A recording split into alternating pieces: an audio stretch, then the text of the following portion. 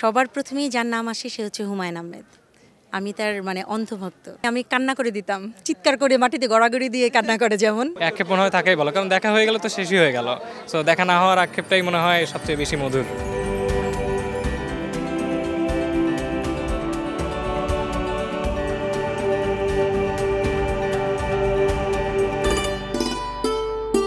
বলা হয় একটি বই ১০০টি বন্ধুর সমান, আর এই বইটি নানান বর্ণের মিলনে লেখেন একজন লেখক। আর লেখার সময় তিনি ঠিক ১০০টি মানুষের মনের ভাব তার সেই বইটির মাধ্যমে ফুটিয়ে তোলেন। আচ্ছা, কখনো কি আপনাদের এমন হয় না যে বই পড়তে পড়তে প্রিয় লেখকটিকে দেখবার ইচ্ছা জাগে, তার সঙ্গে কথা বলবার ইচ্ছা জাগে? তবে চলুন না আজ জেনে নেওয়া যাক প্রিয় লেখকের সামনে পেলে আপনি ঠিক কি করতেন বা আপনার অনুভূতিটা কেমন হতো। আপনাদের সঙ্গে আছি আইরিন আয়াত।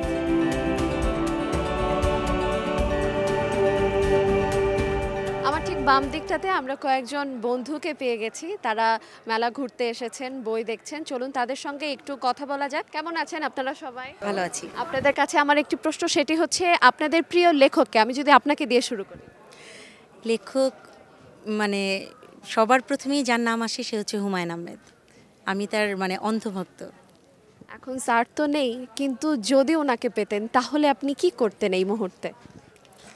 আমার মনে হয় আমি কান্না করে দিতাম, চিৎকার করে মাটিতে গড়াগড়ি দিয়ে কান্না করে। যেমন এরকম আর কি। আর তার সাথে কথা বলার মতো কোনো রকম থাকতো না আমার। আমি আসলে কি বলবো, বইমেলায় ওনার কারণেই আসতাম। একটু সরি। যাই হোক, উনি আমাদেরকে আসলে বই পড়া শিখিয়েছেন। ওনার বই পড়তে পড়তে বড় হয়েছি, আবেগীয় হয়ে গিয়েছি। লেখালেখি আমি যা করছি আমার মনে হয় 80%ই ওনার অবদান। আমি আবেগে কান্না করে দিতাম। আমি অনেক পছন্দ করি, সব গল্পের বইগুলাই মোটামুটি পড়ার চেষ্টা করেছি, কিনেছি। বইমেলায় আসতামই ওনার বই কেনার জন্য। মেলায় ঘুরতে ঘুরতে আজ আমরা বিশেষ এক চরিত্রকে পেয়ে গেছি, যিনি জাতীয় রাজস্ব বোর্ডের মহাপরিচালক হলেও এই মেলায় লেখক হিসেবে আছেন। চলুন তার সঙ্গে কথা বলা যাক। আপনি প্রিয় লেখক হিসেবে কাকে সবসময় আপনার আদর্শ মেনে এসেছেন এবং তাকে আপনি সামনে পেলে এই মুহূর্তে কি করতেন? খুব মজার একটি প্রশ্ন। আমি প্রায়ই বলে থাকি যে আমার লেখালেখির যার মাধ্যমে হাতে খড়ি বা যাকে আমি আসলেই আমার গুরু মানি, শীর্ষেন্দু মুখোপাধ্যায়। আমি যদি তাকে পেতাম নিশ্চয়ই আমি তাকে সম্মান জানাতাম, এবং ইনফ্যাক্ট তার প্রতিটি বই আমি অত্যন্ত যত্ন সহকারে পড়ি। উনি বলেছিলেন প্রথম এক প্যারার মধ্যে যদি আপনি পাঠককে বেঁধে ফেলতে না পারেন তাহলে হয়তো সেই লেখাটি ওই পাঠক আর পড়বেন না। আমার 6টি বই প্রকাশিত হয়েছে, তার মধ্যে পাঞ্জেরি থেকে এসছে একটি খুনের প্রস্তাব। প্রেমের প্রস্তাব না হয়ে কেন খুনের প্রস্তাব? আপনি মনে হয় সেইটি জানেন, একটি কবিতার লাইন আছে যে প্রেমিক হতে গেলে মাঝে মাঝে খুনি হতে হয়।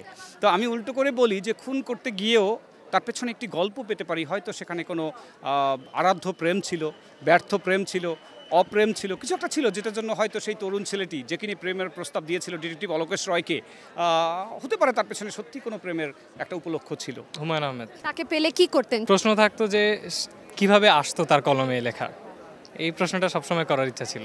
তাকে দেখার একটা আক্ষেপ সবসময়, এই আক্ষেপটা সবসময়ের। সো আক্ষেপটা নিয়েই থাকতে চাই, এটা এনজয় করি। আক্ষেপ মনে হয় থাকাই ভালো, কারণ দেখা হয়ে গেল তো শেষই হয়ে গেল। সো দেখা না হওয়ার আক্ষেপটাই মনে হয় সবচেয়ে বেশি মধুর।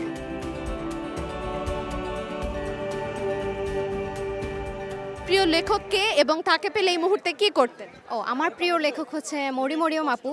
তো ওনার লেখাগুলো খুবই ইন্টারেস্টিং, আমার কাছে খুবই ভালো লাগে। তো ওনার থেকে মেনলি আমি ফার্স্ট অফ অল আমি অটোগ্রাফটা নিতাম অবশ্যই। দেন আপুর সঙ্গে একটু কথা বলতাম যে তার এত সুন্দর সুন্দর আইডিয়া বা মাইন্ড সেট আপ কীভাবে হয়েছে। তাকে পেলে অবশ্যই মেমোরেবল কিছু একটা করার চেষ্টা করতাম। প্রিয় লেখক হুমায়ুন আহমেদ, অ্যান্ড আমি রিসেন্টলি আমাদের থিসিস টপিক হিসেবে ওনাকে চিন্তা করছি। সো অবভিয়াসলি ওনাকে পেলে ওনার একটা ইন্টারভিউ নিতাম। দেখা হলে অবশ্যই ওনার সাহিত্য নিয়েই কথাবার্তা বলতাম। আমার পছন্দের প্রাবন্ধিক হচ্ছে আহমদ ছফা।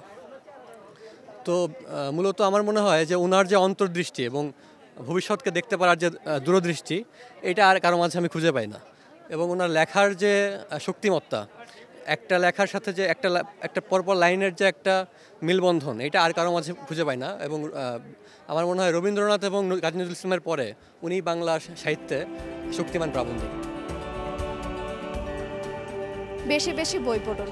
সকালে নাস্তার টেবিলে কিংবা বিকেলে একাকী চায়ের কাপে সঙ্গী হিসেবে রাখুন সুন্দর একটি বই।